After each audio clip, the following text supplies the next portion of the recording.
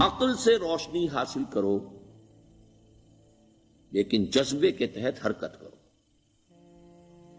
یعنی عقل سے روشنی حاصل کرو، جانا کدھر ہے، منزل کیا ہے، ہدف کیا ہے، یہ عقل سے طے کرو، یہ جذبات میں طے نہ کرو، یہ تو غلط ہو جائے گا، ڈائریکشن ہی غلط ہو جائے گی.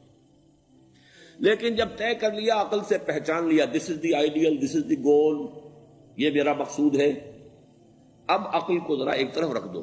اگر عقل کو رکھے رکھا یہ چلنے ہی نہیں دے گی، یہ کہے گی کہ ذرا سوچو تو صحیح، بیوی بچے ہیں، یہ ہے، گھر بار ہے، یہ عقل تو پھر یہ سکھائے گی. عقل کے معنی باندھنے کے ہیں، یہ معلوم ہے آپ،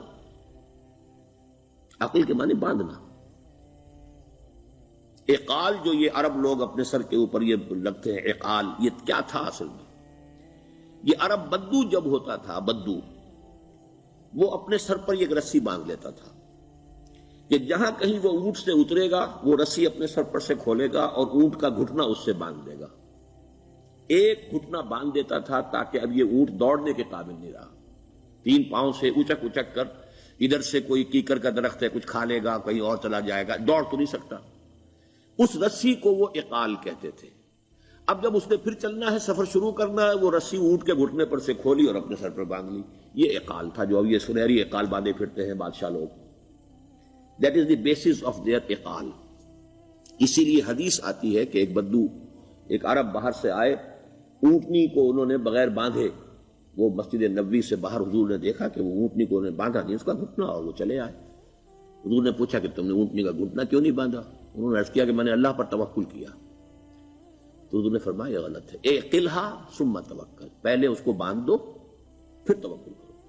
اسباب اور وسائل و ذرائع کا استعمال یہ تم پر لازم ہے، لیکن توکل اس پر نہ کرو، توکل اللہ پر.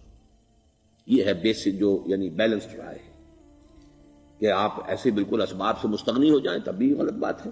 آپ do what ever you can do, لیکن یہ کہ اس کے بعد یہ نہ سمجھو کہ میرے اس کرنے سے کچھ ہو جائے گا، یہ میرے وسائل اور ذرائع سے کوئی نتائج نکل آئیں گے، نتیجہ اللہ کے ہاتھ میں. تو اعقلھا ثم توکل، یہ اعقل، عقل کے معنی باندھنا، پہلے باندھو اس کو. تو اگر چلنے میں تو عقل کو ایک طرف رکھ دو. بے خطر کود پڑا آتش نمرود میں عشق، عقل ہے محو تماشائے لبے بام ابھی. عقل تو نہیں اجازت دے سکتی تھی حضرت ابراہیم کو کہ کود جاؤ آگ میں. عقل تو یہی کہتی نا کہ بابا جان خامخواہ دینی ہے، اگر تم اپنے آپ کو بچا لو گے، اس وقت کوئی ہیلا کر لو، کوئی تھوڑا سا نمرود کی خوشامد کر لو، چھوڑ دے تو پھر اس کے بعد توحید کی دعوت دینا. لیکن یہ کہ زندگی ختم ہو گئی تو توحید کی دعوت کون دے گا؟ عقل تو یہ سکھاتی نا، پٹی پڑھاتی.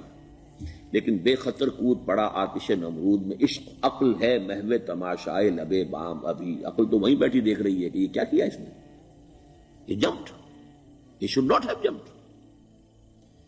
تو عقل سے روشنی حاصل کرو، ڈائریکشن کیا ہے، گول کیا ہے، جانا کیا ہے، یہ طے کرو عقل سے. اس میں جذبات کو دخل نہ آنے دو، اور جب چلنا ہے تو اب عقل کو طے کر کے رکھ دو، اور اب جذبے کے تحت حرکت کرو. بہت عمدہ جملہ ہے.